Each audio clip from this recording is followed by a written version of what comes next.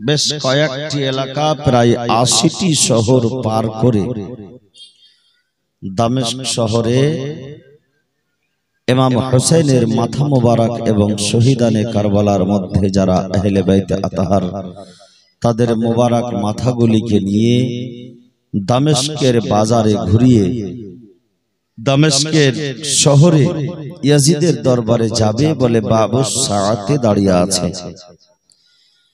ইবনে সাআদের লোকেরা শিমরজিল জরসানের নেতৃত্বে এই দামেস্ক পর্যন্ত বেশ কয়েক দিনের সফরে এসে পৌঁছিয়েছে। এই দামেস্ক শহরে বাবু সাআতে যখন দাঁড়িয়ে আছে, পুরো দামেস্কের মধ্যে একটা ঘোষণা করা হয়েছিল যে কারবালার প্রান্তরে যারা খারেজি অর্থাৎ যারা খুরুজ করেছে, খুরুজ করার মানে হলো যারা বেরিয়েছে বা সীমা লঙ্ঘন করেছে, এই সীমা লঙ্ঘনকারী তার মানে হলো এটা যারা সরকারের বিপক্ষে কাজ করে, দেশের বিপক্ষে কাজ করে, দেশদ্রোহিতা, তাদেরকেই বলা হয় সীমা লঙ্ঘনকারী। বলে ইয়াজিদের বিপক্ষে কথা বলেছিল, ইয়াজিদের বিপক্ষে মাথা চাড়া দিয়েছিল, এই বাগী বাগাওয়াতকারীদেরকে কতল করে তাদের মাথাকে তলোয়ারের নখের উপরে নিয়ে আর দামেস্ক পর্যন্ত পৌঁছে গেছে। এখন দামেস্কের লোকেরা জানে না যে এই মাথা মোবারক হুসাইনের মাথা, আহলে বাইতের মাথা, এরা ভালো করে জানে না। ভালো করে কি মোটেই জানে না এরা, কারণ দামেস্কের মধ্যে সব মুসলমান ছিল, আহলে বাইতকে ভালোবাসনেওয়ালা ছিল। এই দামেস্ক শহরে ৫ ওয়াক্তের নামাজ আদায় করনেওয়ালাও ছিল। ইয়াজিদ হুকুম করলো যে যতজন আসিরানে হারাম আহলে বাইতের লোককে কয়েদি করে নিয়ে আসা হয়েছে তাদেরকে এখন বাবু সাআতে নিয়ে দাঁড়িয়ে থাকো, আর যখন এই রাজ দরবারকে, রাজপ্রাসাদকে সাজে সুসজ্জিত করা হবে তখন তাদেরকে নিয়ে আসা হবে। এবং পুরো দামেস্কের মধ্যে ঘোষণা করা হয়েছে যে যারা তামাশা দেখতে আসবা তোমরা তামাশা দেখার জন্য চলে আসো। এই বাবু সাআতে দাঁড়িয়ে আছে ইমাম হুসাইন রাদিয়াল্লাহু তাআলা আনহুর পরিবার প্রয়োজন। ইতিমধ্যে হযরতে জাইনুল আবেদিনের কাছে একজন মুলকে শামের একজন বয়স্ক লোক, আহলে বাইতকে তারা কেমন ভালোবাসতো কি ভালোবাসতো না, ঘটনার পরিপ্রেক্ষিতে, প্রতিটা ঘটনার পরিপ্রেক্ষিতে বোঝা যায়। এই দামেস্ক শহরে একজন বয়স্ক লোক এসে হযরতে জাইনুল আবেদিনের সঙ্গে, আলিয়ে আওসাতের সঙ্গে উগ্র মিজাজে কথা বলছে, উগ্র মিজাজে কথা বলছে এবং অপদস্থমূলক কথা বলছে। কারণ এই বয়স্ক লোকটা জানে না যে আমি কার সঙ্গে কথা বলছি, ও এতটুকুই জানে যে ইয়াজিদ হচ্ছে হাকিম, ইয়াজিদ হচ্ছে প্রাইম মিনিস্টার, ইয়াজিদ হচ্ছে রাজা, ইয়াজিদ হচ্ছে বাদশাহ, আর বাদশার খেলাফে বাগাওয়াতি যারা করেছে তাদেরকে ধরে কয়েদি বানিয়ে নিয়ে আসা হয়েছে। এ শুধুমাত্র অপরাধী মনে করে হযরতে জাইনুল আবেদিনের সঙ্গে উগ্র মিজাজে কথা বলছে। আর যেমন এই উগ্র মিজাজে কথা বলা, জিজ্ঞাসা করছে তুমি কে? হযরতে জাইনুল আবেদিন বলছেন যে আপনি কি কোরআন পড়তে জানেন? জিজ্ঞাসা করছেন, জোরে বলুন সুবহানাল্লাহ। বলে আপনি কি কোরআন পড়তে জানেন? বলে হ্যাঁ অবশ্যই জানি। তবে তোমার কোরআনের সঙ্গে কি সম্পর্ক? তুমি তো অপরাধী, তুমি তো অপরাধী, তোমার কোরআনের সঙ্গে কি সম্পর্ক? বলে আপনি কি এই আয়াতটুকু পড়েছেন? কুল্লা আসআলুকুম আলাইহি আজরান ইল্লাল মাওয়াদ্দাতা ফিল কুরবা, এই আয়াতটুকু আপনি পড়েছেন? বলে হ্যাঁ পড়েছি। আপনি তার মানে জানেন? এই ফিল কুরবা দ্বারা কাকে বোঝানো হয়েছে? তো সেই মুলকে শামের বয়স্ক বাবাজি বলছে যে মুহাম্মদুর রাসূলুল্লাহ সাল্লাল্লাহু তাআলা আলাইহি ওয়াসাল্লামের আলকে বোঝানো হয়েছে, আল আওলাদকে বোঝানো হয়েছে। হযরত জাইনুল আবেদিন তখন বলছেন, খোদার কসম করে বলি আমি সেই মুহাম্মাদের আল আওলাদ। জোরে বলুন সুবহানাল্লাহ। যেমন খোদার কসম খেয়ে বলেছেন যে আমি মুহাম্মাদের আল, তখন সেই বয়স্ক লোক চোখ বড় বড় করে খুব কাছে গিয়ে তাকিয়ে ইমাম জাইনুল আবেদিনের চেহারা মোবারককে দেখছে। দেখার পরে বলছে, তোমার নাম? বলে আমার নাম জাইনুল আবেদিন। বাপের নাম হুসাইন, যে হুসাইনকে শহীদ করে গাদ্দারি করে তার মাথা মোবারককে তলোয়ারের নখের উপরে নিয়ে এসেছে। মায়ের নাম হুসাইনের মায়ের নাম হচ্ছে ফাতেমা, বাবার নাম হচ্ছে আলী, আর হুসাইনের নানা জানের নামই হচ্ছে মুহাম্মদুর রাসূলুল্লাহ। জোরে বলুন সুবহানাল্লাহ। এই কথা যেমনই শোনা সেই মুলকে শামের বয়স্ক লোকটি সঙ্গে সঙ্গে করজোরে হাত দুটিকে আগা দিকে করে জোড় হাত করে তার কাছে গিয়ে ক্ষমা প্রার্থী হয়ে বলছে, হুজুর আমি আপনাকে চিনতে পারিনি, আমি জানতে পারিনি, আমি বুঝতে পারিনি যে আহলে বাইতের দলের লোককে এরকম ভাবে কয়েদি বানিয়ে নিয়ে আসা হয়েছে। অঝর নয়নে সে বয়স্ক লোক কাঁদতে শুরু করেছে। আমি বুঝতে পারিনি যে আপনার মতো সাআদাতে একরাম, আপনার মতো সম্মানীয়, আপনার মতো নেককার, আপনার মতো পরহেজগার এইরকম বুজুর্গ ব্যক্তিদের পরিবারকে নিয়ে এইরকম ভাবে এখানে কয়েদি করে নিয়ে এসেছে।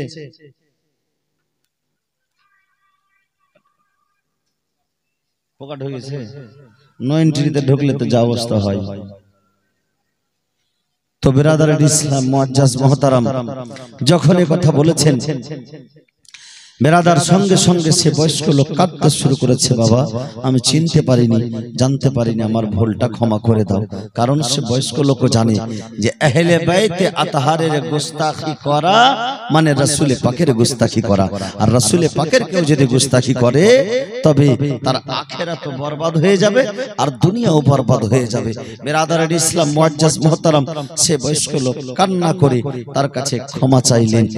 এখন পর্যন্ত বাবু সাআতে আছে, কিতাবের মধ্যে পাওয়া যায় 36 ঘন্টা সেই বাবু সাআতের মধ্যে থেকে তারপরে এইদিকে ইয়াজিদের দরবারকে সাজিয়ে সুসজ্জিত করা হচ্ছে, ইয়াজিদের দরবারে ফুল লাগানো হচ্ছে, ইয়াজিদের স্টেজ সাজানো হচ্ছে, ইয়াজিদের রাজপ্রাসাদকে সাজানো হচ্ছে। কেন? ইয়াজিদ ঘোষণা করেছে আমার খেলাফ যারা বাগাওয়াতি করেছিল, আমার খেলাফ যারা দুঃসাহস করেছিল, আমার খেলাফ যারা মাথা চাড়া দিয়েছিল, তাদেরকে আজকে কতল করে তাদের মাথা নিয়ে আসা হবে, আর তার পরিবারকে আজকে কি বলে কয়েদি করে নিয়ে আসা হয়েছে, আসামি করে নিয়ে আসা হয়েছে। বেরাদার ইসলাম এইদিকে 1-2 খানা নয়, প্রায় 700 খানা কুরসি লাগানো হয়েছিল, চেয়ার 700 খানারও বেশি। কিতাবের মধ্যে যা পাওয়া যায় 700 খানা প্রায় চেয়ার লাগানো হয়েছে। আর মুলকে শামের দামেস্ক এলাকার মধ্যে যত সব বড় লোক ছিল, যত মান্যগণ্য গুণীগানী ব্যক্তি ছিল, সকলকে সেই জায়গাতে আহ্বান করে নিমন্ত্রণ করে শুধুমাত্র ওই বাগীদের অর্থাৎ ইমামে হুসাইন তো বাগী নয়, কিন্তু বাগী প্রচার করে রেখেছে বলে ইমামে হুসাইনের যারা আসিরানে হারামদের যে অবস্থা, সেই অবস্থাকে দেখানোর জন্য আজকে সেই 400-700 খানা কুরসি লাগিয়ে বেরাদার ইসলাম আর সেই মাহফিল তৈরি করেছে এক প্রকারে। আর ওই মাহফিল তৈরি যখন হয়ে গেছে তখন বাজনা বাজিয়ে তাদেরকে প্রবেশ করা হচ্ছে, ইয়াজিদের রাজপ্রাসাদে প্রবেশ করা হচ্ছে। ব্রাদার ইসলাম মুআজ্জাজ মুহতারাম কি অবস্থা হবে আজকে 700 জন ব্যক্তি সেইখানে উপস্থিত।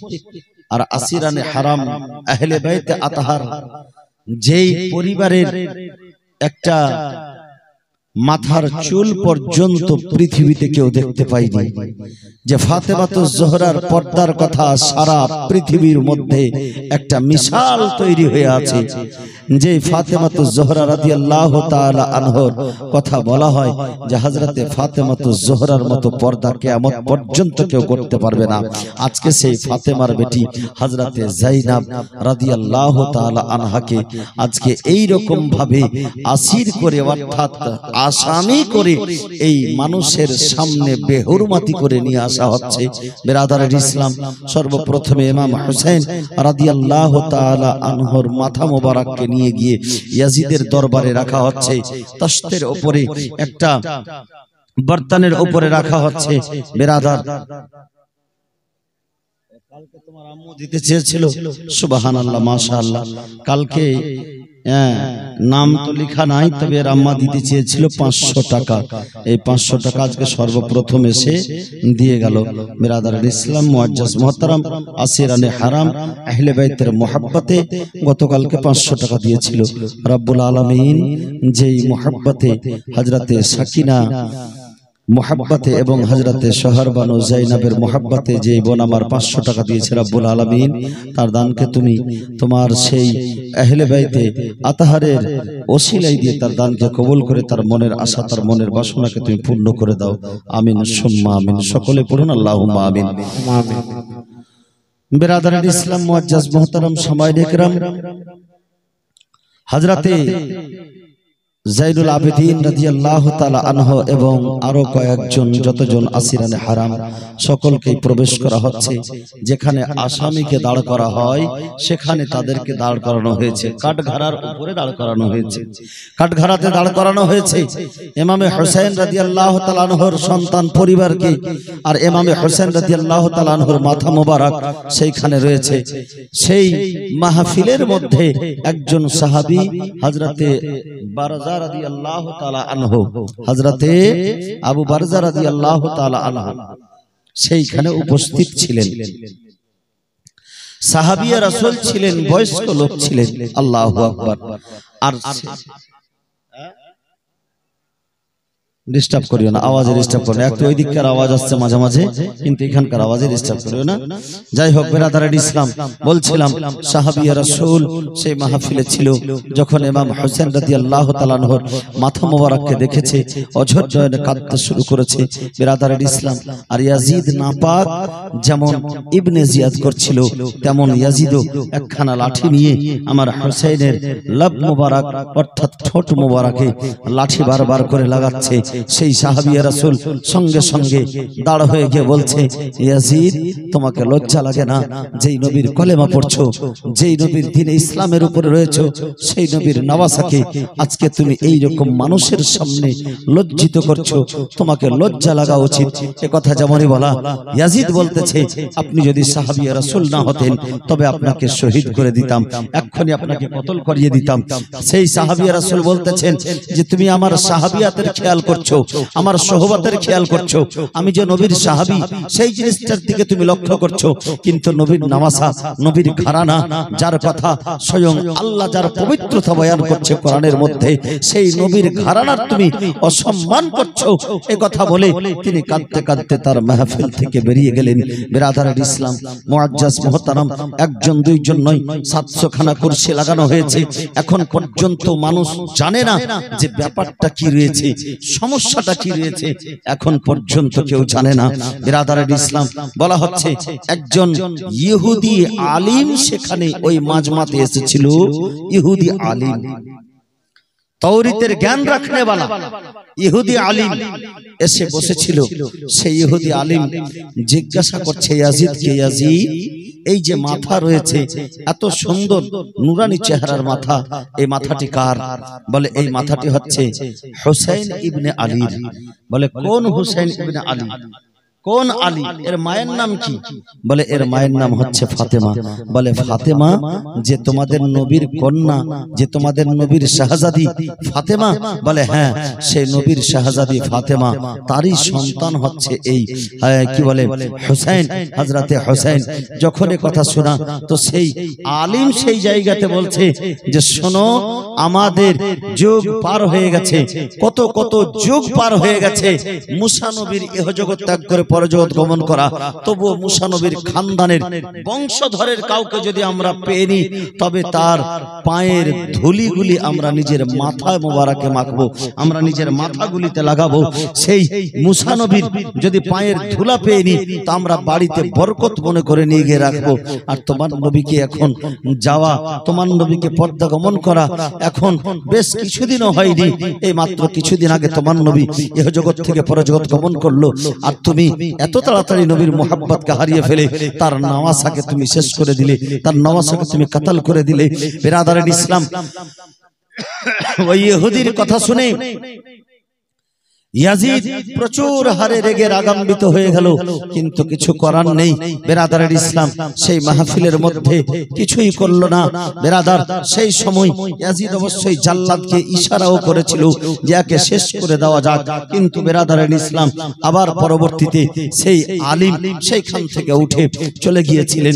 বেরাদারের ইসলাম, মুলকে সুবহানাল্লাহ, সেই জায়গাতে তামাশিয়েরা এসে বসে, অসংখ্য লোক এসে বসে সেই জায়গাতে তামাশা দেখার জন্য শুধু এসেছে যে কি অবস্থা হয়, কি ব্যবস্থা হয়, কাকে শহীদ করা হয়েছে, কাকে কয়েদি করে নিয়ে আসা হয়েছে, শুধু তামাশা দেখার জন্য বসে আছে। বিরাদারের ইসলাম, এই হলো অবস্থায়, সবাই বসে থাকা অবস্থায় হযরতে যায়নুল আবেদিন রাদিয়াল্লাহু তাআলা আনহুকে সেখানে দাঁড়িয়ে আছেন। হযরতে যায়নুল আবেদিন বলতেছেন, শোনো আমার নানার কলমা পড়নেওয়ালা মানুষেরা, কিন্তু তোমাদের মতো মীর জাফর আর কেউ নাই। তোমরা আমার নানার কলেমাও পড়ছো, আমার নানার দিয়াসাত দ্বীনের উপরে, ইসলামের উপরে আছো, তারপরেও তোমরা এরকম আজকে তামাশা দেখার জন্য এসেছো। তোমরা হয়তো জানো না, যার মাথা মোবারক সামনে আছে তিনি হচ্ছেন নামাসায়ে রাসূল, রাসূলে পাক সাল্লাল্লাহু আলাইহি সাল্লামের নাতি হযরতে আলী কাররামুল্লাহ ওয়াজহুল কারীমের লখত জিগার, হযরতে ফাতেমাতুজ জোহরা নূরে নজর, হযরতে হুসাইন রাদিয়াল্লাহু তাআলা আনহু, আমি তার সন্তান হযরতে যায়নুল আবেদিন। যায়নুল আবেদিন বলতেছেন, ইয়াজিদ শোনো, তুমি এখন পর্যন্ত আমার দিকে লক্ষ্য করছো না, আমি দাঁড়িয়ে আছি, তুমি আমার দিকে খেয়াল করছো না। এ কথা যখন বলা, ইয়াজিদ বলতেছে যে তোমাদের মধ্যে তুমি তো সামনে আছো, কিন্তু বাকি যেই লোকগুলি আছে তারা মাথা কেন নিচু করে আছে, ঘাড় কেন নিচু করে আছে? হযরতে যায়নাব বলছেন, শোনো, এ দুষ্ট দুরাচারের দল, এ পাপীর দলেরা, তোমাদের আমাদের অবস্থা তোমরা এমন করেছো যে আমাদের গলা হচ্ছে 12 থেকে 14 খানা, কিন্তু দড়ি হচ্ছে একটি, সবারই গলাতে একই দড়ি লাগিয়েছো। আর আমাদের মধ্যে সবচাইতে ছোট যে, সে হচ্ছে হযরতে সাকিনা। যদি আমরা সোজা ভাবে দাঁড় হই, তো সাকিনার ছোট ছোট পা থাকার জন্য হযরতে সাকিনার গলায় দড়ি লেগে হযরতে সাকিনা দড়ির মধ্যে ঝুলন্ত অবস্থায় হয়ে যাচ্ছে। যদি কারোর গলাতে দড়ি লাগিয়ে ঝুলিয়ে দেওয়া হয়, তো সে অনায়াসে মারা যাবে। বিরাদারের ইসলাম, তার জন্য মাথাকে নিচু করে আছে। এই ইয়াজিদ শয়তান সেই কথা শুনে আর চট করে হাসতে শুরু করেছে, সিংহাসনে বসে আর মদ পান করছে। এই ইয়াজিদ সিংহাসনে বসে মদ পান করছে। বিরাদারের ইসলাম, সেই জায়গাতে হযরতে যায়নুল আবেদিন রাদিয়াল্লাহু তাআলা আনহু সুন্দর বক্তব্য রাখতে শুরু করলেন। আল্লাহ তাবারাক ওয়া তাআলার হামদ ও সানা প্রকাশ করলেন। প্রকাশ করার পরে হযরতে যায়নুল আবেদিন বলতেছেন, শোনো, নিজের নফসের গোলামি করিও না, আল্লাহ তাবারাক ওয়া তাআলাকে দেখে ভয় করো। কয়েকটি নসিহতমূলক কথা বলার পরে পরেই নিজের পরিচয় দিচ্ছেন, ইন্ট্রোডাকশন করাচ্ছেন যে আমি কে, আমি কোন ঘরানার মানুষ, আমি কোন পরিবার থেকে এসেছি। বিরাদারের ইসলাম, যখন একটার পর একটা পরিচয় দিতে শুরু করেছেন, সেইখানকার লোক সকলেই একেবারে হতভম্ব হয়ে গেছে যে নবী ঘরানার লোককে শহীদ করেছে ইয়াজিদ। যখন সেইখানকার লোক, রাজপ্রাসাদের লোকেরা জানতে পারলো যে ইয়াজিদ নবী ঘরানার লোককে শহীদ করে দিয়েছে, এই ইয়াজিদের সঙ্গে হযরত ইমাম যায়নুল আবেদিনের কিছুক্ষণের মতো তর্ক বিতর্ক হতে শুরু হলো। কারণ ইয়াজিদ আবু সুফিয়ানের তো প্রশংসা করছে, হযরতে আমিরে মাবিয়ার তো প্রশংসা করছে, কিন্তু আলীর প্রশংসা করে না। ইয়াজিদ বলতেছে, আমি বদর এবং উহুদের যুদ্ধের আমি বদলা নিলাম। আমার বাপ দাদা যে যুদ্ধগুলিতে শহীদ হয়েছে, আমার দাদুরা যে যুদ্ধগুলিতে শহীদ হয়েছে, আমার বংশের লোকেরা যে যুদ্ধগুলিতে শহীদ হয়েছে, আমি সেই যুদ্ধের বদলা নিলাম। এমন পর্যন্ত রিওয়ায়াতের মধ্যে পাওয়া যায় এই ইয়াজিদ নাপাকের কথা। ইয়াজিদের উপরে এখন পর্যন্ত কুফরের ফতোয়া, কোন আলিম দেয় না। এর কারণ হচ্ছে সবচাইতে বড় ইমাম, ইমামে আজম রাদিয়াল্লাহু তাআলা আনহু এই বিষয়ে চুপ ছিলেন, ফতোয়া দেননি, কুফরের ফতোয়া দেয়নি, তবে তাকে জাহান্নামে সবাই বলেছে। ইয়াজিদ দুনিয়াতে থেকেই জাহান্নামে যাবে বেরাদার ইসলাম। তবে কোন কোন কিতাবের মধ্যে পাওয়া যায়, লেখা আছে যে ইয়াজিদ শেষ পর্যন্ত স্বীকার করেছিল যে আমি দ্বীনে মুহাম্মাদিতে নাই, আমি দ্বীনে, আমি বলে ঈসা রুহুল্লাহর দ্বীনে আমি শামিল হয়ে গেছি, অর্থাৎ সে অন্য দ্বীনকে ইকরার করেছে। কোন কোন কিতাবে পাওয়া যায়। তবে বিশুদ্ধ মত এটাই যে তাকে কাফির বলা থেকে বাঁচা যাক, কাফির কিন্তু কেউ বলেনি। যাই হোক, সে নিজেকে কেতাবি প্রমাণ করেছিল।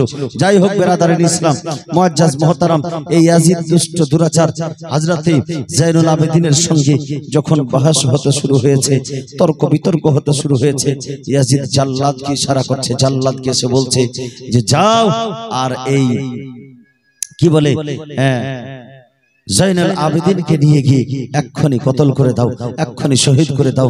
এ কথা যেমনই বলা, ইয়াজিদের দিকে, ইয়াজিদের এই ইশারা পাওয়াই, হাকিমের হুকুম পাওয়াই, আজকে যেই হাকিম বাদশা রয়েছে, বাদশার অনুমতি পাওয়া মাত্র জাল্লাদ তরবারি নিয়ে আগে বেড়েছে হযরত জাইনুল আবেদিনের দিকে। যেমনই কাছাকাছি হয়েছে, রিওয়ায়াতের মধ্যে পাওয়া যাচ্ছে যে পিছন থেকে দুইখানা হাত জাহির হয়েছিল, যেই হাতখানা দেখে দুই হাতখানা ওই যে জাল্লাদ ছিল, জাল্লাতের গর্দন ধরে এমন করে ঘুরিয়েছিল বেরাদারের ইসলাম। জাল্লাদ তো প্রাণে কোন রকম বেঁচে ছিল, কিন্তু তার প্রাণে এতটা ভয় হয়েছিল, মনে হচ্ছে যে ইয়াজিদের দরবার ছেড়ে পালিয়ে যাবে। কিন্তু ইয়াজিদকে শেষ পর্যন্ত বলল যে এই রকম অবস্থা, কিন্তু এই কাজ আপনি করিয়েন না, এইদিকে আগে বাড়িয়েন না, হয়তো কোনো ভয়ঙ্কর কিছু আপনার রাজপ্রাসাদে হয়ে যেতে পারে। তার জন্য ইয়াজিদ আবার নিজের চালাকির সঙ্গে হযরতে ইবনে জিয়াদ, হযরতে জাইনুল আবেদিনের সঙ্গে আর কোনো কথা আগে না বাড়িয়ে হুকুম করে দিল যে যাও এদেরকে সকলকেই জেলখানাতে বন্দী করে দাও। ইয়াজিদের জেলখানাতে বন্দী করার হুকুম হয়ে গেল বেরাদার ইসলাম। এই ইয়াজিদের জেলখানা যেমন তেমন জেলখানা নয়, দামেস্কের জেলখানা খুব ভয়ঙ্কর জেলখানা। আমরা আগের জেলখানাগুলির কথা শুনেছি, হিটলার আর এক রকম জেলখানা তৈরি করেছে, আজকে চীনে যান, চীনে একরকম জেলখানা তৈরি হয়ে আছে। আজকে বাংলাদেশে দেখেন, বাংলাদেশে একটা ঘর, আয়না ঘর যাকে বলা হয়, এ একটা আলাদা জেলখানা। পৃথিবীতে যারা রাজা বাদশা কেমন কত কত ভয়ঙ্কর জেলখানা যে তৈরি করে রেখেছে তার কোনো শেষ নাই। সেই ইয়াজিদের জেলখানা কেমন ছিল? ইয়াজিদের জেলখানা বেরাদারের ইসলাম বলে একেবারে অন্ধকার ছিল, কোনো আলো ছিল না, কোনো আলো ছিল না। ইয়াজিদের জেলখানায় কোনো আলো ছিল না বেরাদারের ইসলাম। এই জেলখানায় দেওয়ার জন্য অর্ডার দিচ্ছে যে এই কয়েদিদেরকে জেলখানায় কি করো, বন্দী করে দাও। আর এই জেলখানায় বন্দী করে দাও বলার পরেও কিন্তু ইমামে হোসেন রাদিয়াল্লাহু তাআলা আনহুর দুর্নিন্দা করছে। ইয়াজিদ যখন ইমামে হোসেনের দুর্নিন্দা শুনেছে, তাদের মধ্যে একটি খাদেমা ছিল হযরতে ফিজা রাদিয়াল্লাহু তাআলা আনহা, আর একটি ছিল হযরতে শিরিন রাদিয়াল্লাহু তাআলা আনহা। তো শিরিনের বিবাহ তো আজিজে মামুরার সঙ্গে হয়ে গিয়েছে, আজিজে মামুরার সঙ্গে শিরিনের বিবাহ হয়ে গেছে। আর এদিকে ফিজা রাদিয়াল্লাহু তাআলা আনহা কিন্তু এদের সঙ্গে আছে। এই ফিজা কিন্তু হচ্ছে হাবশী খাদেমা, হাবশী খাদেমা, হাবশ দেশের এই হাবশী খাদেমা ফিজা রাদিয়াল্লাহু তাআলা আনহা শুনতে শুনতে ইয়াজিদের উপরে গর্জন মেরে উঠেছে, এই নাপাক দুষ্ট দুরাচার, তুই এমন লোকের সম্পর্কে বলছিস যে খালকে দুনিয়ার উপরে, মাখলুকের উপরে, পৃথিবীর মাখলুকের উপরে সবচাইতে উত্তম আমার হোসেন, আমার আকা ছিলেন। সেই হোসেনকে তুমি শহীদ করিয়ে দেওয়ার পরে সেই সাআদাতে ইকরামের সম্পর্কে তুমি লাবকুশাই করছো, তাদের দুর্নিন্দা করছো, তোমাকে লজ্জা লাগে না, তোমাকে শরম লাগে না? এই রকম কথা যখন আলোচনা হযরতে ফিজা যখন রাগ দেখাতে শুরু করেছে, জালালি দেখাতে শুরু করেছে বেরাদারের ইসলাম, তখন সেই সময় ইয়াজিদ আবার জাল্লাদকে হুকুম করছে যে যাও গিয়ে এই মহিলাটাকে নিয়ে গিয়ে কতল করে দাও। বলে এই কালো মহিলাটাকে নিয়ে গিয়ে কতল করে দাও, শেষ করে দাও, কারণ তিনি হাবশ দেশের ছিলেন। আর সেই ইয়াজিদের রাজপ্রাসাদে, রাজ দরবারে হাবশী সিপাহী অসংখ্য ছিল, হাবশী সিপাহী অসংখ্য ছিল। আর আগের যুগের একটা ছিল কাবিলার সঙ্গে কাবিলার একটা টান, এলাকার সঙ্গে এলাকার একটা টান ছিল। ওই কাবিলার সঙ্গে যখন টানের ব্যাপার আসলো, তো সেই হযরতে ফিজা ওই হাবশি গোলামদেরকে, হাবশি সিপাহীদেরকে লক্ষ্য করে বলছে যে আমি হাবশ দেশের কন্যা, আর হাবশ দেশের মেয়ে, তোমাদের এই হাবশ দেশের মেয়েকে নিয়ে এরকম ছিনিমিনি খেলা খেলছে, আজকে এরকম কয়েদখানাতে দাঁড় করে রেখেছে, অপমান করছে, আবার জাল্লাদকে দিয়ে কতল করিয়ে দেওয়ার হুকুম করছে, আর তোমরা এখনো চুপচাপ দাঁড়িয়ে আছো। যখন তাদেরকে এরকম ভাবে একটু খালি ইশারা করেছে, তেমনি সেই হাবশ দেশের যতজন সিপাহী ছিল এক জায়গায় একত্রিত হয়ে বলছে, ইয়াজিদ শোনো, এই মহিলাকে যদি একটু কোনো খরচ পর্যন্ত চলে আসে, তার প্রতি একটু কোনো যদি কষ্ট দেওয়া হয়, তো এই জায়গাতে তোমার রাজপ্রাসাদ থাকবে না, খুনের নদী বইয়ে দেব, রক্তের দরিয়া বইয়ে দেব। এরকম ভাবে যখন হুঙ্কার দিয়েছে, হাবশি গোলামদেরকে দেখে সবাই ভয় করত, হাবশি সিপাহীদেরকে দেখে সবাই ভয় করত। বেরাদার ইসলাম সঙ্গে সঙ্গে ইয়াজিদ চিন্তা ভাবনা করে আর চালাকির সঙ্গে আর সেই দিকে লক্ষ্য না করে চুপচাপ হয়ে গিয়ে তাদের মন্ত্রীকে অর্ডার করছে, যাও এদেরকে নিয়ে গিয়ে জেলখানায় বন্দী করে দাও, এদের সঙ্গে কথা এখন আর বলা যাবে না। এই রাজপ্রাসাদ থেকে নিয়ে জেলখানার দিকে নিয়ে গেছে বাবা। ওই জেলখানাতে এমনই জেলখানা, অন্ধকার জেলখানা, যেই জেলখানাতে বেরাদারের ইসলাম হযরতে যায়েনব, উম্মে কুলসুম, উম্মে লাইলা, উম্মে ফারা, হযরতে সাকিনা রাদিয়াল্লাহু তাআলা আনহা, এদিকে হযরতে অসুস্থ জাইনুল আবেদিন ইমাম বাকির রাদিয়াল্লাহু তাআলা আনহু বেরাদারের ইসলাম, এবং হযরতে ফাতেমা বিনতে হাসান রাদিয়াল্লাহু তাআলা আনহা, তারা সেই জেলখানাতে তাদেরকে বন্দী করে দেওয়া হলো। জেলখানাতে যখন বন্দী করে দেওয়া হলো, বেরাদার হযরতে সাকিনা যেন শুধু আব্বা আব্বা বলে কাঁদতেছেন, কারণ সাকিনা এখন পর্যন্ত আব্বার কথা বলতে পারছেন না, শুধু আব্বা বলেই কাঁদতেছেন, কারণ আব্বা ছাড়া তার মনে হচ্ছে দুনিয়াটা একেবারে অন্ধকার হয়ে গেছে। সেই ইয়াজিদের জেলখানায় যখন থাকতে আরম্ভ করেছে, এদিকে হযরতে সাকিনার উপরে চাবুকের মার হয়েছে। একটা 5 বছর 7 বছরের মেয়ের উপরে যদি চাবুকের মার পড়ে, একটা মেয়ের উপরে, সেইখানকার আজকে 1200 কিলোমিটার সফর করে দামেস্ক থেকে এসেছে, প্রায় 1200 কিলোমিটার সফর করে সেই দামেস্ক থেকে আজকে দামেস্কে এসেছে, কুফা থেকে। আবার কতদিন ধরে শুধু সফরই সফর চলতে আছে। এতগুলি সফর করার পরে শুধু শরীরে হাড়টি মোবারক বেঁচে আছে, মাংস পর্যন্ত নাই, আর শুধু চামড়াগুলিতে মারের ব্যথা, মারের আঘাত। আর সেই অন্ধকার জেলখানায় যখন কান্নার আওয়াজ, শুধুমাত্র কান্নার আওয়াজ। বেরাদারের ইসলাম হযরতে সাকিনাকে হযরতে যায়েনব রাদিয়াল্লাহু তাআলা আনহা কি করছেন, তাদেরকে আদর করে করে, তাদেরকে যত্ন করে করে, শুধু আদর করে ঘুম পাড়িয়ে দিচ্ছেন। মাঝে মাঝে ঘুম যাচ্ছেন, আর যখনই জেগে উঠছেন তখনই আব্বা বলে কেঁদে উঠছেন। বেরাদারের ইসলাম হযরতে যায়েনুল আবেদিন অসুস্থ অবস্থায় এত দিন ধরে সফর করে এসেছেন ইয়াজিদের জেলখানায়, আরো যেন মনে হচ্ছে অসুস্থ হয়ে গেছে। বেরাদারের ইসলাম সেই জেলখানার পার্শ্বে দিয়ে একজন আব্দুল্লাহ নামক লোক সেই জেলখানার পার্শ্বে দিয়ে পার হচ্ছিলেন। ইনি কিন্তু মুসলমান, আর যেমন তেমন মুসলমান নয়, আহলে বাইতকে ভালোবাসনে वाला মুসলমান। জোরে বলুন সুবহানাল্লাহ।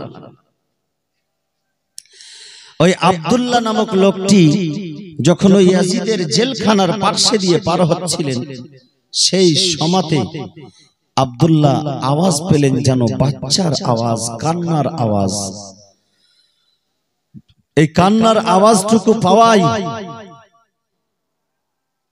হযরতে আব্দুল্লাহ চিন্তা ভাবনা করছেন যে এমন কি অবস্থা, এমন কে আছে এর জেলখানায়, কোন অপরাধে তারাকে জেলখানায় রাখা হয়েছে, কে আছে এর জেলখানায় যে এত কষ্টকর আওয়াজ, এত কষ্টকর কান্না জেলখানার ভিতর থেকে ভেসে আসছে।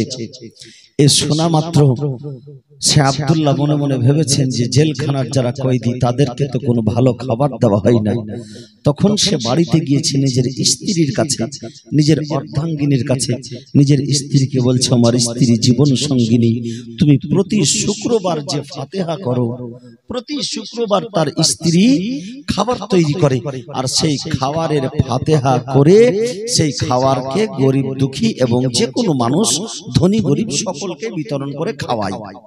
সেই খাবার যে খাওয়াই, তো তার স্বামী আব্দুল্লাহ বলছে, শোনো, তুমি যখন এই শুক্রবারে, আগামী কালকে শুক্রবারে খাবার তৈরি করবে, তো সেই খাবারটা তুমি অন্য কাউকে না খাওয়িয়ে তুমি খাবারটা ইয়াজিদের জেলখানায়, খুব দুঃখের কিছু আওয়াজ শুনলাম, খুব কষ্টকর কিছু লোক তার জেলখানায় আছে, সেই জেলখানাতে তুমি সেই খাবারটা দিয়ে আসবে।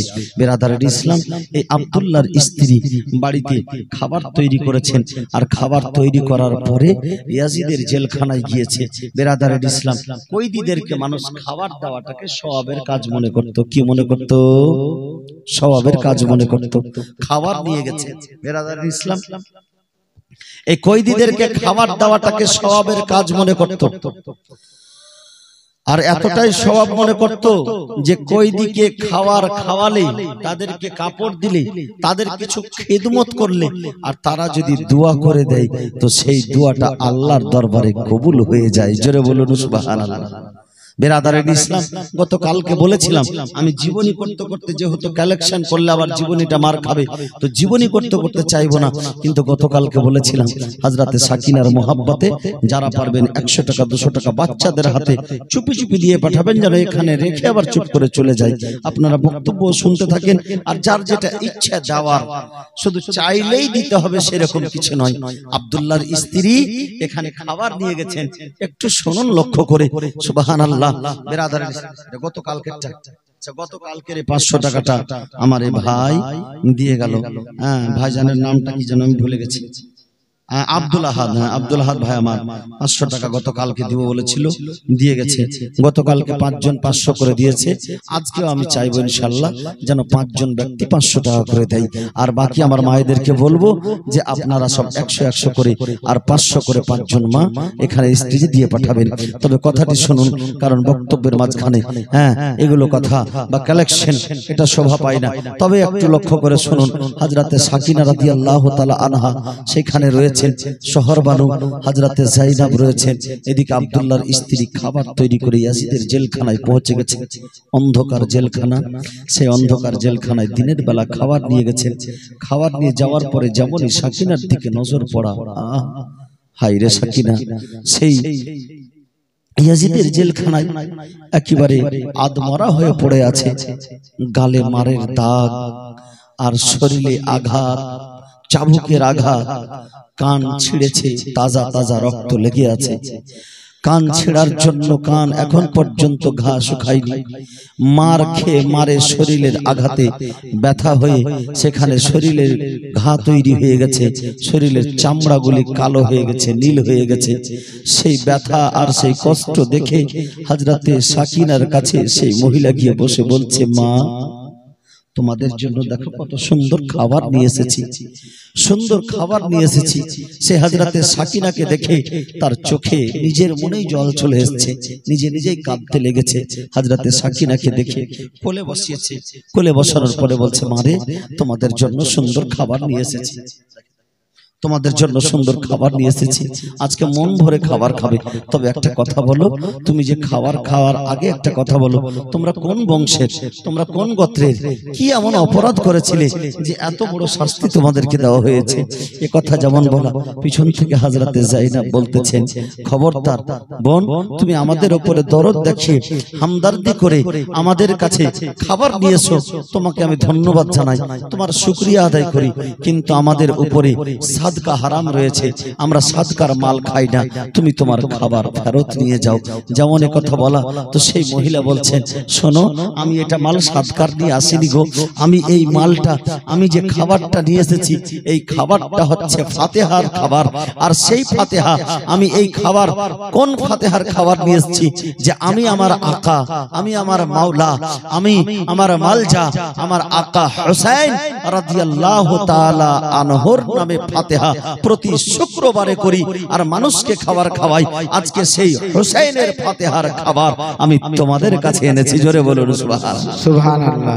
যেমন হুসাইনের নাম শোনা হযরতে যায়েনব রাদিয়াল্লাহু তাআলা আনহা চেহারা মোবারক থেকে পর্দা সরিয়ে দিলেন, চুলগুলিকে সরিয়ে দিলেন, নেকাব সরিয়ে দিয়ে বলছেন, বোন, তুমি হুসাইনের জন্য ফাতেহা কেন করো?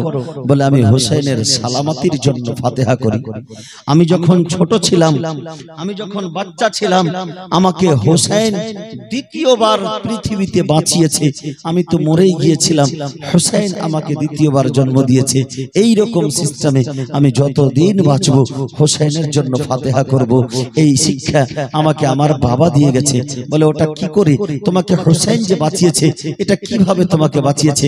সেই মহিলা, সে খাতুন বলতেছেন যে মদিনাতুল মুনাওয়ারায় আমার বাবা একমাত্র, আমি আমার বাবার একমাত্র কন্যা ছিলাম। আমাকে অসুখ হয়েছিল, যাকে লা ইলাজ বিমারি বলে, যার কোনো ইলাজ নাই, যার কোনো ট্রিটমেন্ট নাই, যেটা এমনই একটা অসুখ আল্লাহর পক্ষ থেকে চলে আসে, তাকে মরণ রোগ বললেই হয়। মানে যতক্ষণ পর্যন্ত না মরবে কোনো ডক্টর তাকে ভালো করতে পারবে না, কোনো হাকিম তাকে ভালো করতে পারবে না। সে মহিলা বলছে আমাকে লা ইলাজ বিমারি হয়েছিল, আমি তো মরেই যেতাম। আমার সেইখানে বড় বড় হাকিম, বড় বড় ডক্টর, বড় বড় কবিরাজরা এসে সেই জায়গাতে এসে ফেলিওর। সুবহানাল্লাহ, মাশাআল্লাহ। একটি ছোট্ট বাবু 50টি টাকা দিয়ে গেছে। বিরাদার ইসলাম, আল্লাহ পাক যেন দানকে কবুল করেন, আমিন সুম্মা আমিন। তো বলছে যে আমি তো মরেই যেতাম, আমি মারা যেতাম, কিন্তু এমন লাইলাজ অসুখের সময় যখন আমার বাবা বড় বড় ডক্টরের কাছে গিয়ে হাঁপিয়ে গেল, যখন বড় বড় ডক্টরকে দেখিয়ে ঠকে গিয়েছে, যখন আর কোনো ডক্টরের কাছে নিয়ে যাওয়ার ক্ষমতা নেই, বুঝে নিয়েছে যে আমার মেয়েকে আমি আর বাঁচাতে পারবো না, আমার মেয়ে দুনিয়া ছেড়ে চলে যাবে, আমার মেয়ে দুনিয়া ছেড়ে মারা যাবে, এ কথা যখন চিন্তা ভাবনা করেছে বিরাদার ইসলাম, তখন সেই তার বাবা শেষ পর্যন্ত রাসূলের দরবারে গিয়েছিল। বলে আমার আব্বা রাসূলুল্লাহর দরবারে গিয়ে খুব কাকুতি মিনতি করে কান্নাকাটি করেছিলেন। বলে হুজুর, আমার একমাত্র কন্যা, এই কন্যা যদি মারা যায় তো আমি হয়তো নিজেই সহ্য করতে পারবো না, তো আমার এই কন্যাকে আপনি ভালো করে দিন। দুনিয়ার কোনো ডক্টর ভালো করতে পারেনি, দুনিয়ার কোনো কবিরাজ ভালো করতে পারেনি, দুনিয়ার কোনো ওষুধ তার কাছে কাজে আসেনি, দুনিয়ার কোনো ট্রিটমেন্ট তার কাছে কাজে লাগে না।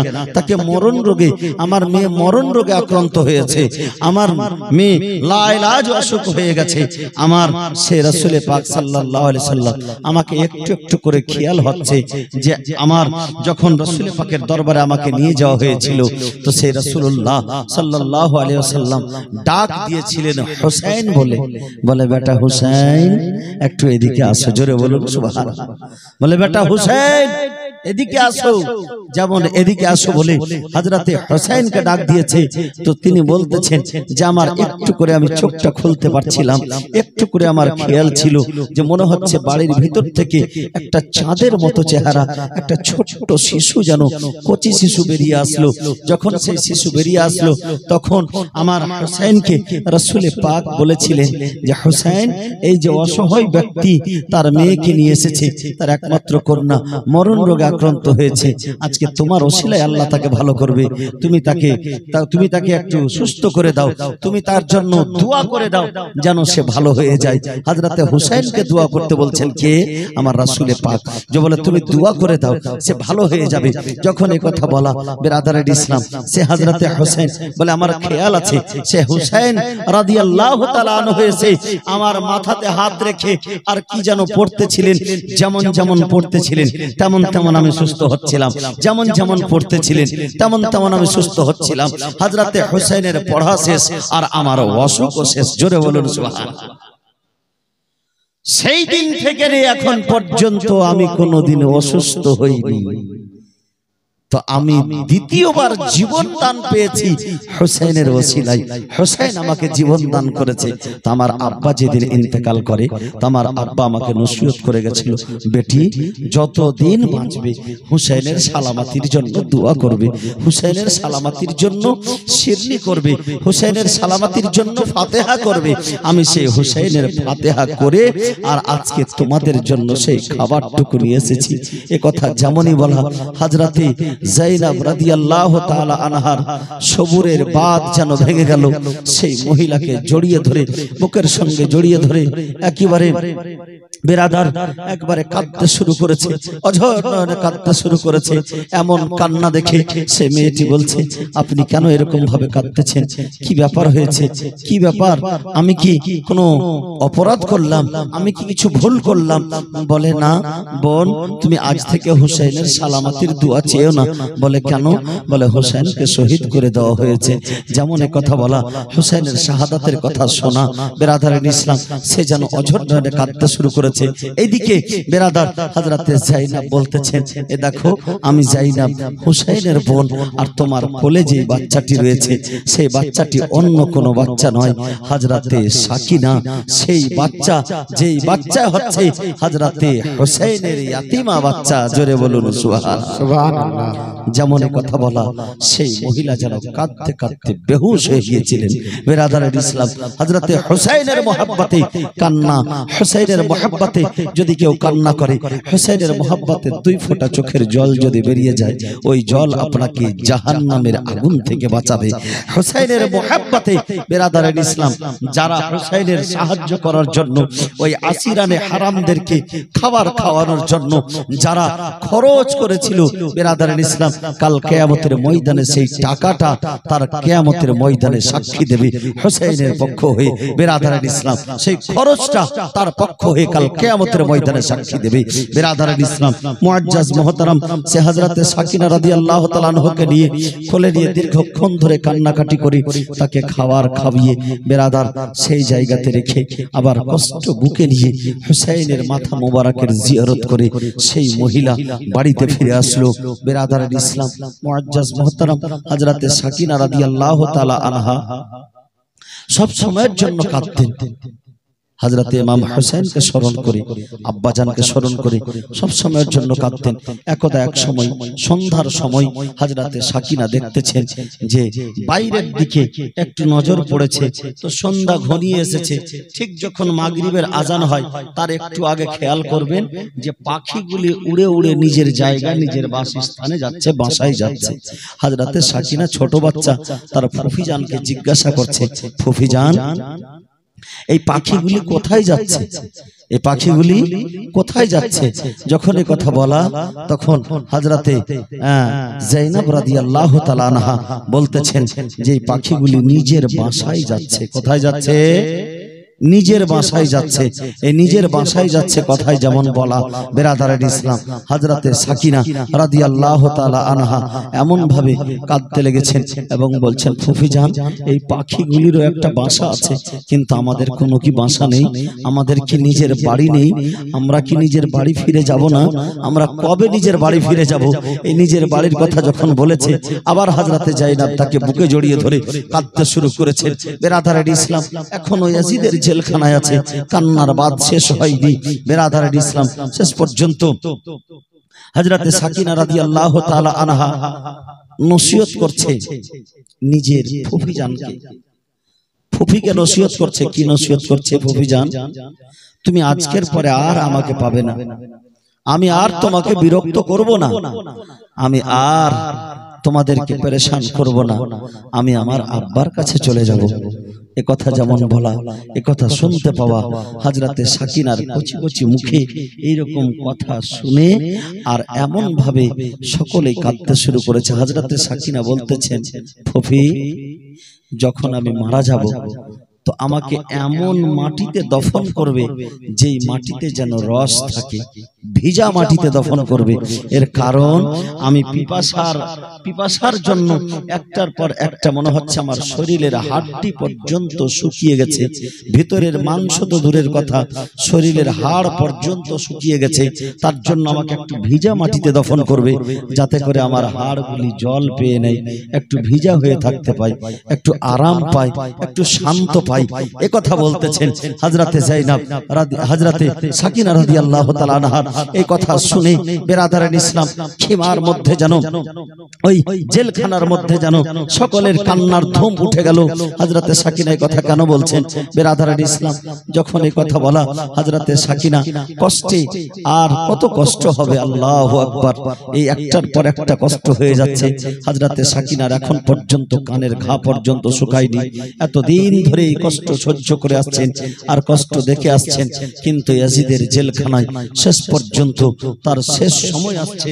শেষ সময় এসে হযরতে সাকিনা রাদিয়াল্লাহু তাআলা আনহা কান্না করতে করতে, আল্লাহু আকবার, শেষ সময় যখন ঘনিয়ে এসেছে তার ফুফি জানের দিকে বারবার করে তাকাচ্ছেন। এদিকে ভাইয়া আব্দুল হযরতে জাইনুল আবেদিনের দিকে তাকাচ্ছেন, আর এদিকে সুবহানাল্লাহ সেই খিমার লোকজনদের দিকে তাকাচ্ছেন যারা কারবালার প্রান্তরে ছিল, তাদের দিকে দেখছেন আর সেই কষ্টটুকু অনুভব করছেন। এখন অবস্থায় হযরতে জাইনাবের কোলে হযরতে সাকিনা রাদিয়াল্লাহু তাআলা আনহা চিরতরের জন্য ঘুমিয়ে গেলেন ওই জেলখানাতে, ইয়াজিদের জেলখানাতে। হযরতে সাকিনা রাদিয়াল্লাহু তাআলা আনহা শহীদ হয়ে গেলেন। সকলে পড়ুন ইন্না লিল্লাহি ওয়া ইন্না ইলাইহি রাজিউন। একবার দুরূদ পাক পড়েন, আল্লাহুম্মা সাল্লি আলা সাইয়্যিদিনা মাওলানা মুহাম্মদ ওয়া আলা আলি সাইয়্যিদিনা মাওলানা মুহাম্মদ। আল্লাহুম্মা সাল্লি আলা সাইয়্যিদিনা মাওলানা মুহাম্মদ ওয়া আলা আলি মাওলানা মুহাম্মদ সাল্লাল্লাহু তাআলা আলাইহি ওয়াসাল্লাম। বিরাদার ইসলাম মুআজ্জাজ মুহতারাম সামাইয়ে ইকরাম, হযরতে সাকিনা রাদিয়াল্লাহু তাআলা আনহা ওই ইয়াজিদের জেলখানাতে ইন্তেকাল করছেন। ইয়াজিদের জেলখানায় যখন ইন্তেকাল হলো, তো সেই দামেস্কের কবরস্থান, যেই কবরস্থানের নাম হচ্ছে সুবহানাল্লাহ মাশাআল্লাহ, সেই কবরস্থানের নাম হচ্ছে কি? সেই কবরস্থানের নাম হচ্ছে বাবু সাগীর। কবরস্থানের নাম কি বললাম? বাবু সাগীর। বাবু সাগীর কবরস্থানে হযরতে সাকিনা রাদিয়াল্লাহু তাআলা আনহার কবর মোবারক করা হলো, যা এখন পর্যন্ত জিয়ারতের জায়গা হিসেবে উপস্থিত আছে। অনেকেই জিয়ারত করছে। সেই বাবু সাগীরে নিয়ে গিয়ে হযরতে সাকিনা রাদিয়াল্লাহু তাআলা আনহার কবর মোবারক করা হয়েছে। হযরতে সাকিনাকে নিয়ে গেছেন হযরতে জাইনুল আবেদিন, বড় দাদা সাকিনাকে নিয়ে গেছেন দুই হাতে করে, কবর মোবারকের কাছে নিয়ে গেছেন। আর যখন কবরের কাছে নিয়েছে, তো কবরের ভিতর থেকে দুইখানা হাত বেরিয়ে এসেছে। জোরে বলুন সুবহানাল্লাহ। দুইখানা হাত যখন বেরিয়ে এসেছে, সেই দুইখানা হাত কার? সেই দুইখানা হাত ছিল হযরতে ফাতেমাতুজ জোহরা রাদিয়াল্লাহু তাআলা আনহার। রূহানি অবস্থায় তার কবরে এসে বলছে, এই জাইনুল আবেদিন, নিয়ে এসো আমার সাকিনা, আমার লাডলি সাকিনা কারবালার প্রান্তর থেকে কত পেরেশানি করেছে, কত অসুবিধা হয়েছে, কত কষ্ট করেছে। আমার দুঃখী সাকিনাকে নিয়ে এসো, আমার কোলে দিয়ে দাও, আমার কাছে দিয়ে দাও, আরামের জায়গাতে দিয়ে দাও। সেই কবরে সুবহানাল্লাহ, সেই হাত মোবারক ভিতর থেকে হযরতে সাকিনাকে নিয়ে কবরের ভিতরে নিয়ে নিল, আর কবরটাকে উপর থেকে ঢেকে দেওয়া হলো। বিরাদারান ইসলাম, হযরতে সাকিনা রাদিয়াল্লাহু তাআলা আনহাকে ওই বাবু সাগীরের কবরে ওখানেই কবরস্থ করা হলো। এবং এখন পর্যন্ত যেই কবরের জিয়ারত করা হয়, বিরাদার, এই ঘটনা হচ্ছে কত হিজরিতে? 61 হিজরি সনে। 61 হিজরি সনে এই ঘটনা ঘটছে, এই ঘটনা চলছে। বিরাদারান ইসলাম, থেকে নিয়ে 225 হিজরিতে আবার একটা ঘটনা ঘটছে। কত হিজরি বললাম? 225 হিজরি। 225 হিজরিতে ঘটনা ঘটছে। হযরতে সাকিনা রাদিয়াল্লাহু তাআলা আনহা স্বপ্ন যোগে দেখাচ্ছেন সেই 225 হিজরি। এই জায়গাটাতে ঘটনা থাকলো। হযরতে সাকিনার কথা একটু বলি।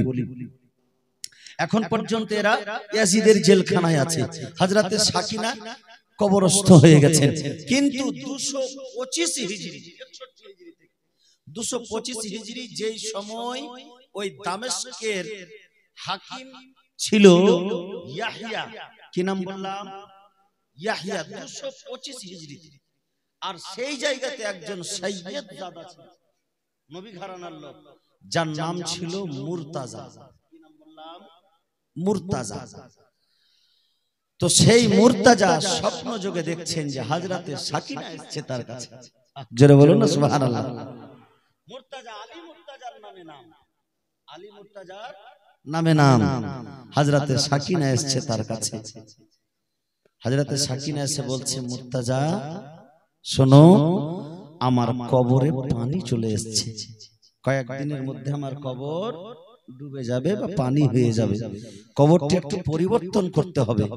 তো কবর বাদশা রাজা হুকুম দিয়েছে যে কবরটি যেন পরিবর্তন করে। তো মুলকে শামের মধ্যে এমন কোন ব্যক্তি নাই যে আমার লাশকে কোলে করার ক্ষমতা রাখে। জোরে বলুন না সুবহানাল্লাহ। হযরতে সাকিনা বলতেছেন, মুর্তাজা তুমি কালকে আমার কবরের কাছে আসবে আর আমাকে কোলে নেবে, আমাকে কোলে নিয়ে আমি তোমার হাতে যাব। সুবহানাল্লাহ, মাশাআল্লাহ। আমার ছোট্ট মেয়ে 100 টাকা দিয়ে গেছে হযরতে সাকিনার নামে, সাকিনার ভালোবাসায় দিয়ে বলি, যারা দিবেন এই ছোট ছোট মেয়েদের হাতে করে দিয়ে পাঠান। 500, 100, 200, 300 যা পারবেন, যা আছে যেটা মনে খুশি হয় সেটা দিয়ে পাঠান। তবে 5 জন পুরুষ এবং 5 জন মহিলা 500 করে দেবেন, খুব বেশি না, 500 করে দেবেন। বেরাদারান ইসলাম মুআজ্জাজ মুহতারাম, হযরতে সাকিনা রাদিয়াল্লাহু তাআলা আনহা মুর্তাজাকে বলছে, মুর্তাজা শোনো, তুমি আমার লাশকে কোলে নেবে আর তুমি ছাড়া অন্য কেউ যেন আমার লাশে হাত না লাগায়। আল্লাহু আকবার। নবী ঘরানার, নবী বংশের হযরতে সাকিনার অর্ডার পেয়েছে। এই দিকে আমার সাকিনাও হাকিমে ওয়াক্ত ইয়াহইয়া, যে সেই সময়ের রাজা ছিল, বাদশা ছিল, ওই ইয়াহইয়ার বাড়িতে গিয়েছে তার স্বপ্নে। যাওয়ার পরে বলছে, ইয়াহইয়া শোনো, তুমি আমার কবরটাকে পরিষ্কার করাও, আমার কবরটাকে অন্য জায়গাতে চেঞ্জ করাও, কিন্তু শুনে রাখো আমাকে যেন ইয়াহইয়া, আমাকে যেন মুর্তাজা ছাড়া অন্য কেউ যেন আমার দেহতে হাত না লাগায়, আমাকে যেন কেউ কোলে না নেয়, মুর্তাজাই যেন আমাকে কোলে নেয়।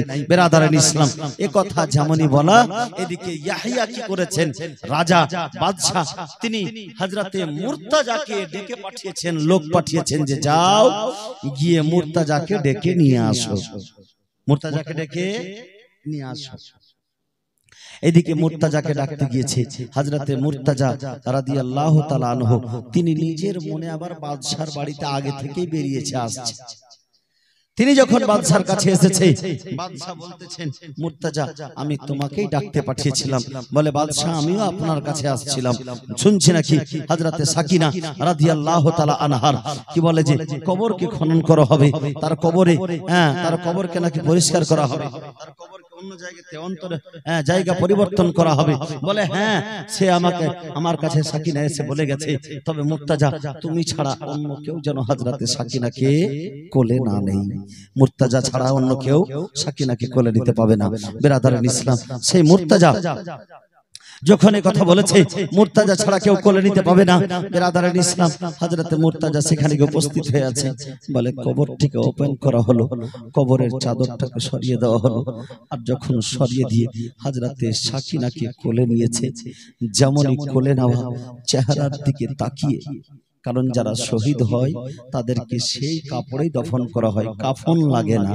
হযরতে সাকিনা কারবালার প্রান্তর থেকে জখমি হয়ে এসেছে, আর কারবালার প্রান্তরে বা যুদ্ধের ময়দানে যদি কেউ জখমি হয়ে যায় আর সেই জখমেই যদি মারা যায়, আরাম না পায়, তবে তিনিও শহীদ হলেন। বেরাদারান ইসলাম, হযরতে সাকিনা শহীদ হয়েছেন, তাকে ওই কাপড়েই ওই পোশাকেই তাকে দফন করা হয়েছে। মুর্তাজার যেমনই তার চেহারার দিকে নজর পড়া, তেমনি একেবারে হুকুরিয়ে কেঁদে উঠেছেন, বুকটা ফেটে গেছে, একবারে ভিতর থেকে কান্না এমন ভাবে কেঁদে উঠেছেন, মানুষ যেন চমকে উঠেছে। কেন এরকম কান্না? হযরতে মুর্তাজা কাঁদতেছেন। কান্নার পরে বেরাদারান ইসলাম, হযরতে সাকিনাকে অন্য জায়গাতে কবরে নিয়ে যে যখন রেখে দেওয়া হলো, রেখে দেওয়ার পরেও মুর্তাজার কান্না থামছে না। বলে, মুর্তাজা কেন কাঁদতেছো?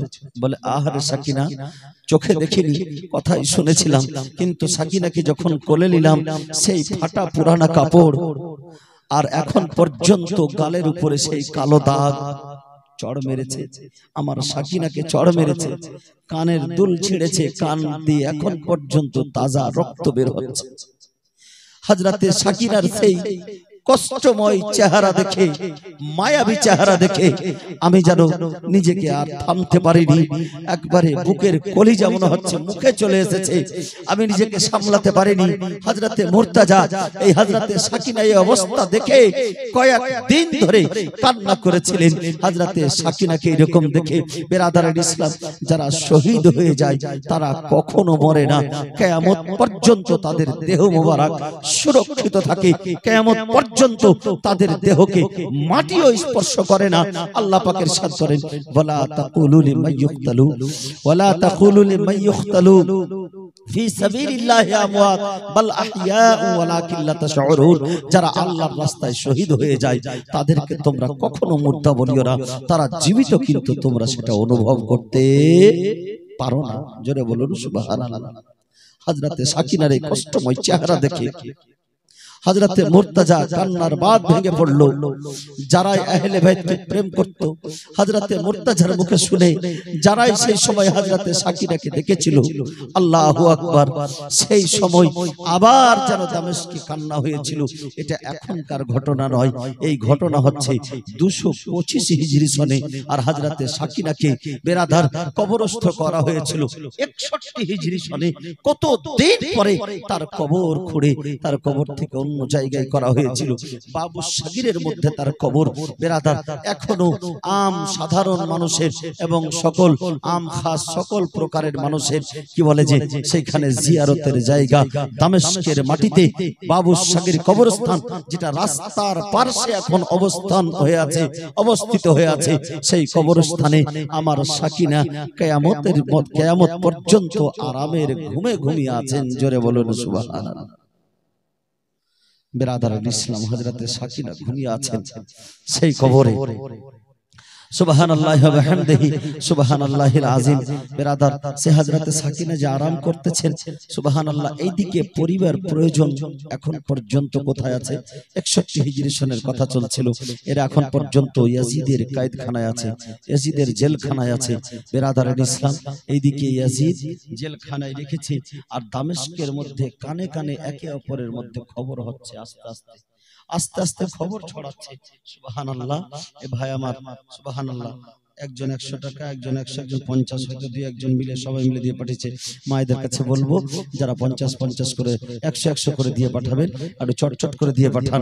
হ্যাঁ, আর কেউ 5টা মায়ের কাছে আমি চাইবো যে হযরতে সাকিনা দুনিয়া থেকে এতদিন পর্যন্ত কষ্ট করার পরে দুনিয়া থেকে বিদায় নিয়ে চলে গেলেন, সেই সাকিনাকে আর ফিরে পাওয়া যাবে না। সেই সাকিনা তোতা পাখির মতো কথা বলছিল, এত কষ্ট পাওয়ার পরেও কিন্তু সেই সাকিনার আওয়াজ আর কেউ শুনতে পাবে না, সেই সাকিনার কথা আর কেউ শুনতে পাবে না। তারা আহলে বাইতে আতাহারের লোকেরা সেই অন্ধকার জেলখানায় কান্না করতে আছে। 100 করে আপনারা সেই সাকিনার মুহাব্বতে, হযরতে যায়েনাবের মুহাব্বতে একটা একটা করে দিয়ে পাঠান। একবার দুরূদ পাক পড়ুন, আল্লাহুম্মা সাল্লি আলা সাইয়্যিদিনা মাওলানা মুহাম্মদ ওয়া আলা আলি সাইয়্যিদিনা মাওলানা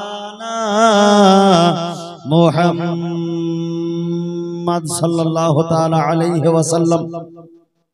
বেরাদারান ইসলাম, মুআজ্জাজ মুহতারাম, সামাইর ইকরাম, বয়োজ্যেষ্ঠ বাবাজির আমার, এই রক্তে মাখা যে দেহ, সেই রক্ত মাখা দেহর রক্ত নিয়ে হযরতে ফাতেমাতুজ জোহরা রাদিয়াল্লাহু তাআলা আনহা কাল কিয়ামতের ময়দানে আল্লাহর দরবারে বলবে, রব্বুল আলামিন, যারা কারবালার প্রান্তরে শহীদ হয়েছে, যারা কারবালার প্রান্তরে রক্ত বহিয়ে দিয়েছে, ইয়া আল্লাহ, হযরতে ফাতেমা এই কারবালার সমস্ত রক্তকে নিয়ে গিয়ে হযরতে সাকিনার রক্ত দেখাবে, হযরতে আলী আসগারের রক্তকে দেখাবে, আর নানা হযরতে আমার হোসেনের রক্তকে দেখাবে, এবং আল্লাহর দরবারে দেখানোর পরে বলবে, হে রব্বুল আলামিন, কারবালার ময়দানে যারা শহীদ হয়েছিল তাদের পরিবর্তে আমি আজকে এই কিয়ামতের মাঠে কিছু চাই না। আমার আব্বা জানের যারা উম্মত, আমার আব্বা জানের উম্মত যেন পুলসেরাত পার হয়ে যায়, আমার কারবালার খুনের পরিবর্তে আমি শুধু এইটুকু চাই। জোরে বলুন সুবহানাল্লাহ।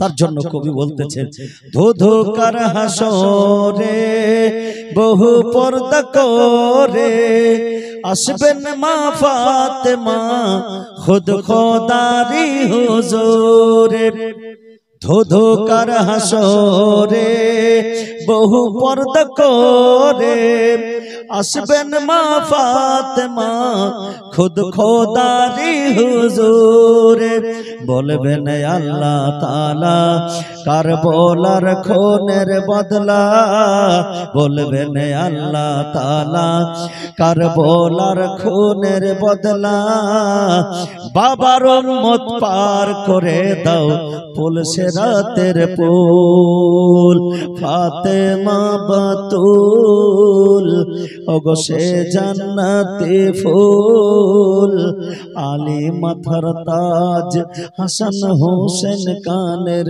দুল। বিরাদার ইসলাম মুআজ্জাজ মুহতারাম, এদিকে হযরতে জাইনুল আবেদিন জেলখানার মধ্যে আছে, আর দামেস্কের মধ্যে আস্তে আস্তে কথা প্রচার হয়ে গেছে যে ইয়াজিদ যাদেরকে শহীদ করে নিয়ে এসেছে সে কোনো বাগী নয়, সে হচ্ছে রাসূলের খানদান, সে হচ্ছে রাসূলের নওয়াসা হযরতে হুসাইন। এই কথা যখন আস্তে আস্তে প্রচার হয়েছে সেই সময় সমরজিল জওশান এদিকে মারওয়ান তাকে পরামর্শ দিচ্ছে, হ্যাঁ যে শোনো, ইয়াজিদকে বলতেছে শোনো ইয়াজিদ, আর এদেরকে বেশি দিন রাখা যাবে না, যত তাড়াতাড়ি সম্ভব এদেরকে জেলখানা থেকে রিহা করে মদিনা পাঠিয়ে দিতে হবে। কোথায় পাঠাতে হবে? মদিনা পাঠিয়ে দিতে হবে। যদি মদিনা না পাঠায় তবে কিন্তু অবস্থা খারাপ হয়ে যাবে, পরিস্থিতি বড় খারাপ হয়েছে। হযরতে জাইনুল আবেদিনকে ডেকে পাঠালো, হযরতে জাইনুল আবেদিনকে এই ইয়াজিদ ডেকে পাঠালো, ডেকে পাঠিয়ে বলছে যে জাইনুল আবেদিন তাকে ছলনা করে বলছে যে যদি আমি কারবালার প্রান্তরে থাকতাম তোমার আব্বাকে শহীদ হতে দিতাম না, ইবনে জিয়াদ শহীদ করিয়ে দিয়েছে, আমি শহীদ করাতে বলিনি। এই নাপাক মিথ্যা কথা বলে ছলনা করে বলতেছে। কিন্তু আমার জাইনুল আবেদিন সে ছোট বাচ্চা নয়, সবকিছুই জানে যে কে শহীদ করিয়েছে কে শহীদ করায়নি। বিরাদার ইসলাম তখন হযরতে জাইনুল আবেদিনকে বলতেছে ইয়াজিদ পাপী যে বলো তুমি কি চাও, তুমি কি চাও বলো। যেমন কথা বলা, হযরতে জাইনুল আবেদিন কয়েকটি প্রশ্ন তাকে করেছিলেন, খুব বেশি নয়, 3 থেকে 4 খানা প্রশ্ন, 3 থেকে 4 খানা দাবি। বলে 4 খানা দাবি পূর্ণ হলেই আমার সবকিছু পূর্ণ হয়ে যাবে। বলে কি চাও তুমি বলো। বলে 1 নম্বর কথা হচ্ছে, যেটা 1 নম্বর দাবি সেটা হচ্ছে আমার আব্বাজান হুসাইনকে যে কারবালার প্রান্তরে শহীদ করিয়েছে সেই লোকটাকে আমি চাই, সেই লোকটাকে আমি চাই, আমি নিজের হাতে তাকে কতল করব। হযরত জাইনুল আবেদিন বলছেন কারণ কারবালার প্রান্তর থেকে তিনি অসুস্থ হয়ে আছেন, এখনো অসুস্থ হয়ে আছেন। বলে আমি সেই লোকটাকে চাই। যখন এই কথা বলা তো বলছে কে শহীদ করেছিল, তো সমরজিল জওশানের কথা বলছে। সমরজিল জওশান বলছে ইবনে সাদ, কিন্তু ইবনে সাদ তো সেখানে ছিল না, হুকুম করেছিল। আর এদিকে সমরজিল জওশান এর দিকে লাগাচ্ছে, মারওয়ানের কথা বলছে, মারওয়ান বলছে না সমরজিল জওশান করেছে, আসলে করেছে সিমের পাপী। শেষ পর্যন্ত সিমারের কথা ইয়াজিদ বলছে সিমার তোমার কথাই সবাই বলছে, তুমি তো শহীদ করেছো। বলছে আমি শহীদ করিনি, হুসাইনকে শহীদ সে করেছে যে ইবনে সাআদ আর ইবনে জিয়াদকে কুফার গভর্নর বানিয়েছে আর তাদেরকে টাকা পয়সা দিয়েছে। এবার বোঝা গেল যে ইবনে জিয়াদকে গভর্নর বানিয়েছে ইয়াজিদ, টাকা পয়সা দিয়েছে ইয়াজিদ। তখন ইয়াজিদের কথা বন্ধ হয়ে গেল, একেবারে বন্ধ হয়ে গেল। উপযুক্ত জবাব দিয়েছে। তখন ইয়াজিদ জাইনুল আবেদিনকে বলছেন যে দ্বিতীয় প্রশ্ন করেন, দ্বিতীয় আবদার করেন বা দ্বিতীয় কথা বলেন কি আছে। দ্বিতীয় কথাই বলছেন যে আমার আব্বা জানের এবং আহলে বাইতের যে মাথা মস্তক মোবারকগুলি আছে আমি সেটিকে আমাকে দিয়ে দাও এবং আমার আহলে বাইতদেরকে ছেড়ে দাও, আমি তাদেরকে যেন মদিনা নিয়ে যেতে পারি এবং আমাদেরকে এখান থেকে ছাড়া হোক। তৃতীয় নম্বর কথা হচ্ছে যে আমি আগামী কালকে জুমার দিন জামে মসজিদে আমাকে বক্তব্য দেওয়ার সময় দেওয়া হোক। কি দেওয়ার? বক্তব্য দেওয়ার সময় দেওয়া হোক। এই মুলকে শামের লোকেরা, দামেস্কের লোকেরা এখন পর্যন্ত যাকে কয়েদি মনে করছে, এখন পর্যন্ত যাকে বাগী মনে করছে, যাকে চোর ডাকু মনে করছে, যাকে বাগাওয়াতের খেলাফ মনে করছে, যাকে মনে করছে সে শত্রু আছে, যাকে মনে করছে সে অপরাধী আছে, সে কিন্তু অপরাধী নয়, সে হচ্ছে নামাসায়ে রাসূল আমার রাসূল পাক সাল্লাল্লাহু আলাইহি ওয়াসাল্লামের লাখতে জিগার নূরে নজর হযরতে হুসাইনের মাথা মোবারক রয়েছে। জোরে বলুন সুবহানাল্লাহ। হযরতে জাইনুল আবেদিন বলছেন আগামী কালকে শুক্রবারে জুমার দিনে আমাকে জুমার সময় বক্তব্য করতে দেওয়া হোক। বলে তোমার সব শর্ত মঞ্জুর করা হলো, তবে প্রথম শর্তটা মানা যাবে না, মানে তোমার বাবার কাতিলকে তোমাকে দেওয়া যাবে না। এ কথা বলে আগামী কালকে বক্তব্যের জন্য প্রস্তুত হয়েছে হযরতে জাইনুল আবেদিন। জুমার ময়দানে যাবে, জুমার দিন যাবে, শুক্রবারের দিন যাবে। আর সেই শুক্রবারে দামেস্কের মসজিদে যত সেইখানকার এলাকার যত পয়সাওয়ালা আছে, যত মান্যগণ্য ব্যক্তি আছে,